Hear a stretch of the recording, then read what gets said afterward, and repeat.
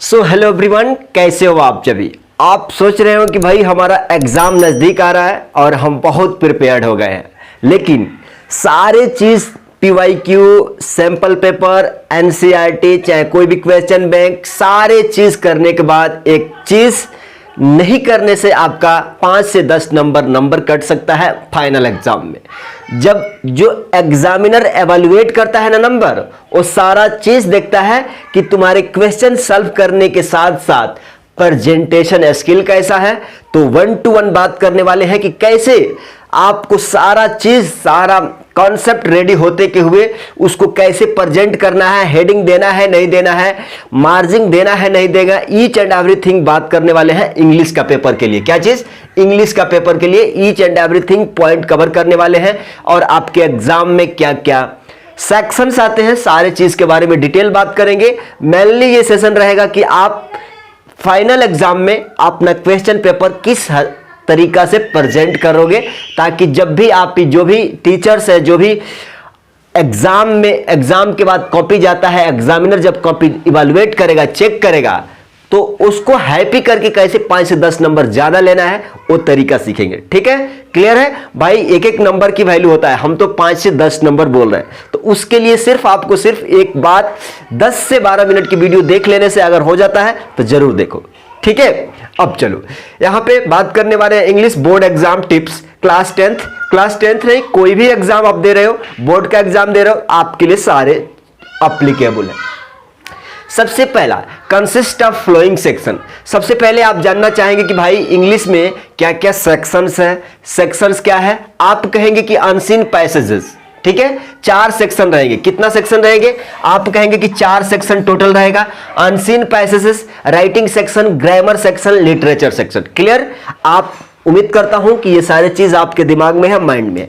अब आप कहेंगे कि भैया इसका मतलब क्या होता है? अरे सारा 2 बार एनसीईआरटी पढ़ लिया, सारा चीज कर लिया, what is the meaning of unseen passages? इसमें क्या दिया रहता है, क्या पूछा जाता है? That we have to think. अच्छा, स्टोरी दिया रहेगा, स्टोरी में से क्वेश्चन दिया रहेगा, आंसर ढूंढना रहता है, लेकिन ढूंढना है कैसे, कितना बार पढ़ना है, ईच एंड एवरीथिंग क्लियर करिए। Writing section, grammar section, literature. आ जाइए अगला पॉइंट पे।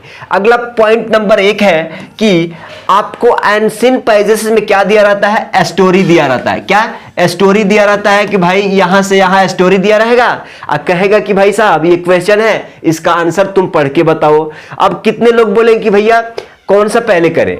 रीड क्वेश्चन, देखो जरा, अनसीन पैसेज करें कि लिटरेचर करें कि राइटिंग रीडिंग, क्या करें? तो हम आपको सलाह देते हैं कि सबसे पहले अनसीन पैसेजेस को क्या करें?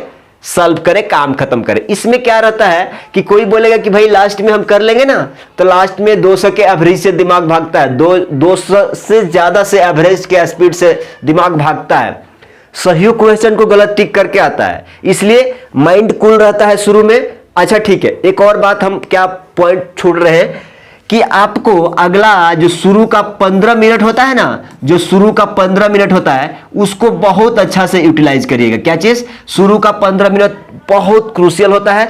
इसमें आपको क्वेश्चन को अच्छा से पढ़ना है और क्वेश्चन को मार्क कर लेना है कि कौन हमको अटेम्प्ट करना है और कौन हमको अटेम्प्ट नहीं करना है। क्लियर? इसमें यही बताता है कि भाई साहब क्वेश्चन पढ़ते हो, ये 15 मिनट 10 मिनट लेके 5 मिनट स्पीड से आपको मार्किंग करना रहता है, क्या क्वेश्चन अटेम्प्ट करना है, क्या नहीं करना है। और बैक साइड में जो आपको मान लो कुछ फार्मूला याद आ गया, चाहे कुछ कंसेप्ट आ गया, तो बैक साइड रफ वर्क में लिख लेना पड़ता है। क्लियर? इस 15 नंबर का भी वैल्यू है काफी। ठीक, अब देखो जरा, अनसीन पैसेज में स्टोरी दिया रहेगा, उस स्टोरी को पढ़ के, अब पढ़ के अच्छा से क्या करना है? आंसर करना है। कहां का, किस चीज का आंसर? अरे क्वेश्चन पूछा रहेगा, राइट। दूसरा, रीड क्वेश्चन एटलीस्ट, क्या रहेगा तरीका? Read question at least 2 times. देखो जरा, यहां 2 टाइम्स बोल रहे हैं तो इतना टाइम फ्री नहीं है कि हम ऐसा बोल रहा हूं कि 2 टाइम्स। ये सारे चीजें जांच करके, कोशिश करके, देख के, एग्जाम दे के, सारा चीज एवेलुएट करके बताया जा रहा है कि read question at least 2 times to get the idea about your passages clearly. Concept clear हो गया कि भाई साहब हमको ये क्वेश्चन पूछा जा रहा है। अब कोई तो बोल रहा है कि नहीं भैया हम क्वेश्चन पहले पढ़ के आएंगे उसके बाद पैसेज, घबरा जाओगे। यहां क्वेश्चन पढ़ा फिर गया, पैसेज एक बार पढ़ लो, क्वेश्चन पे जाओ। क्लियर? Clear, right. ये सीक्वेंस फॉलो करना है। हाईलाइट द कीवर्ड्स, अब जो जो मेन पॉइंट्स है ना उसको हाईलाइट करना मत भूलना, हाईलाइट करना, जब पढ़ते हो तभी हाईलाइट कर देना, right. Indicate open and close line, जब भी पासेज पढ़ते हो ना, देखो जरा, जब भी पढ़ते हो ना तो यहां पे रहता है कि यहां से शुरू होगा और यहां से एंड होगा, तो यहां पे एक ध्यान देना कि भाई साहब यहां किस चीज से शुरू किया था, किस चीज से एंडिंग कर रहा है, फिर यहां से किस शुरू से कर रहा है, क्या एंडिंग कर रहा है, ये ध्यान देना। स्टोरी है, स्टोरी के लेखा पढ़ना, लेकिन स्टोरी का जैसा दिमाग में मत क्रिएट करना। क्यों? आपको आंसर रहेगा क्वेश्चन का, ठीक है, आंसर करना रहेगा क्वेश्चन का। ये देखो जरा राइटिंग सेक्शन, राइटिंग सेक्शन में क्या जानते हो, लिखना रहेगा, ठीक है। अगला बात आते हैं ग्रामर पार्ट पे, ग्रामर रूल्स सीखने होंगे। अब ग्रामर जब करने जाओगे तो ग्रामर का रूल तो कौन सीखेगा, कौन सीखेगा, उसमें तो नकल चिटका नहीं ना, जितना आप सोच सकते हो, जितना समझ सकते हो, रूम से कोशिश करना अच्छा से करना। तो अब ग्रामर पार्ट के लिए क्या चाहिए, और राइटिंग सेक्शन के लिए देखो ना, आपको प्रैक्टिस ही तो चाहिए। आपको राइटिंग सेक्शन के लिए मान लो आपको 3 घंटा का एग्जाम है, 3 घंटा का एग्जाम है, तो आप पेन को जब पकड़ते हो ना तो पेन को हैबिट बना लो कि भाई साहब इतना प्रेशर पे पढ़ना है, इतना 3 घंटा में इतना पेज लिख रहा हूं, 4 घंटा, 3 घंटा 4 घंटा रूम पे बैठ के, तो इससे क्या होगा कि काफी टाइम आपको बच जाएगा। अब बच जाएगा तो लास्ट में उसका भी क्या करते हैं, एक बार देख लेते हैं कि कुछ छूटा नहीं है ना, नंबरिंग, हेडलाइंस, कुछ ऐसा ऐसा, हाईलाइटिंग, सारा चीज आप कर लोगे जब आपका स्पीड एक बेहतर लेवल का होगा। Clear, clear. तो रूम पे बैठ के 2 से 4-5 दिन प्रैक्टिस कर लेना। क्लियर है। अब देखो जरा, नीड मोर प्रैक्टिस, अब इसके लिए ग्रामर को रूल सीखने के लिए प्रैक्टिस चाहिए। उसके बाद अंडरस्टैंड द लैंग्वेज, लैंग्वेज क्या बोला जा रहा है उसको पढ़ना होगा, सीखना होगा, जानना होगा, समझना होगा, बोलना नहीं है। अब आप देखो जरा भाई साहब, ये 10th का 12th का बोर्ड एग्जाम देने जाते हो ना, तो इसमें बोलना नहीं रहता है कि I am this, I am that, I am coming from their and I am studying in this, ये सब बोलना नहीं रहता है। आपका दिमाग में मटेरियल रहेगा, उसको प्रेजेंट करना रहता है, लिखना रहता है। तो ओवरऑल बोर्ड का एग्जाम आपका लिखने पर ज्यादा मतलब ध्यान देना चाहिए। कंसेप्ट क्लियर है, मैं ये नहीं कर रहा हूं कि भाई साहब बैठ के एसएसटी का 10 पेज लिखो, कंसेप्ट भी तो आना चाहिए ना, और बाकी सिलेबस है। क्लियर। तो आपको क्या लिखना नहीं है, बोलना नहीं है, लिखना है, तो इसका भी प्रैक्टिस करना होगा। चौथा पॉइंट ये है कि भाई साहब literature section, answer in 3 points. देखो जरा, जो भी लिटरेचर का सेक्शन रहेगा ना, आपको 3 सेक्शन में उसका आंसर करना है। पहला सेक्शन क्या है, इंट्रोडक्शन पार्ट रहेगा। पहला आपको कोई भी क्वेश्चन मिलेगा, इंट्रोडक्शन करना है। इंट्रोडक्शन के बाद मेन बॉडी, क्या चीज, मेन बॉडी, मेन बॉडी बोले तो मेन आंसर को लिखना है। उसके बाद कंक्लूजन, देखो जरा, उनके बाद कंक्लूजन पे जाना है। अब कंक्लूजन क्या होता है भाई, इंट्रोडक्शन, इंट्रोडक्शन में क्या लिखा था और मेन बॉडी क्या है, मतलब इसको दोनों को कंक्लूड करना है, लिंक करना है कि यहां क्या था, यहां क्या बोला, उसका कंक्लूजन।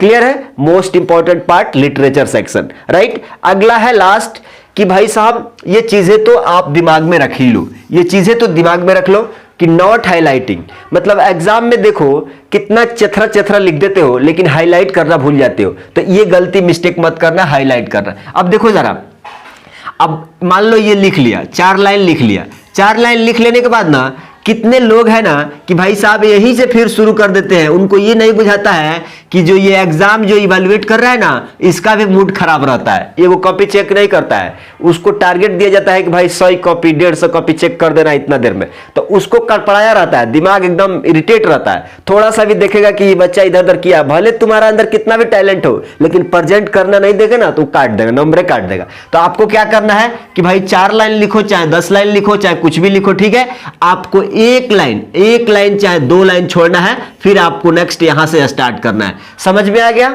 समझ में आ गया, ठीक है। तो आप क्या करेंगे, हाईलाइट करेंगे चाहे अंडरलाइन करेंगे। क्लियर। टाइटल्स को किसको किसको करना है भाई, टाइटल्स को कुछ फार्मूला है तो उसको भी हाईलाइट करना है, सब टाइटल्स, मेन पॉइंट्स को। अब कट्स इन आंसर, देखो जरा, इसका जिक्र आप कई बार कर चुके हैं। अब किसी को देखोगे कि मान लो लिखा है यहां पे मोहन घर जाता है, क्या चीज, मोहन घर जाता है ना, मोहन घर जाता है, तो यहां पे मोहन घर जाता है ना, तो उनको अगर गलत हो गया कि भाई साहब ये घर का स्पेलिंग गलत है ना, तो वो इस तरह से काटते हैं, किच किच किच किच ऐसे काटते हैं। तो ऐसा बिल्कुल मत करना है, नहीं तो जो एग्जाम एवेलुएटर है ना, तो तुमको भी यहां बोल देगा कि ठीक है कट किया है ना, हम भी 0 दे देते हैं, काम बन जाएगा। तो कट कैसे करना है, कट कैसे आपको लगाना है, देखो जरा, कट आपको लगाना है तो क्या करना है, एक ही बार ऐसे कट लगाना है, बाकी दोबारा ओवरराइट नहीं करना है। समझ गया बात को, समझ गया बात को, ठीक है।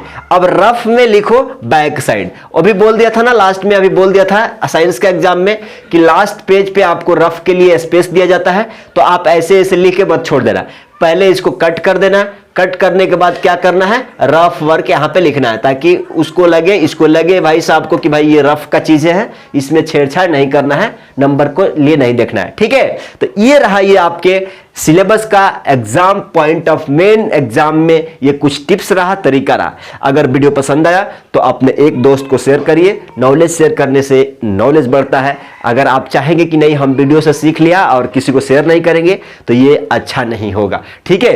तो चलिए मिलते हैं ऐसे ही मैथ्स के वीडियो में, और इसी तरह के शानदार की मैथ्स में कैसे प्रेजेंट आप करोगे, जो भी आप मतलब जितना भी आप सीखे हो उस चीज को बेहतर लेवल से कैसे प्रेजेंट करोगे, ताकि आपका 10 नंबर सब एवरेज स्टूडेंट से 10 नंबर ज्यादा। अब देखो ना, टॉपर डिसाइड करने के लिए 0.1 मार्क 0.5 मार्क्स, माना एक एक मार्क का कितना रैंक ऊपर नीचे होता है, ये तो 10 नंबर की बात है, ठीक। तो चलिए मिलते हैं अगले वीडियो में, तब तक के लिए थैंक यू, बाय।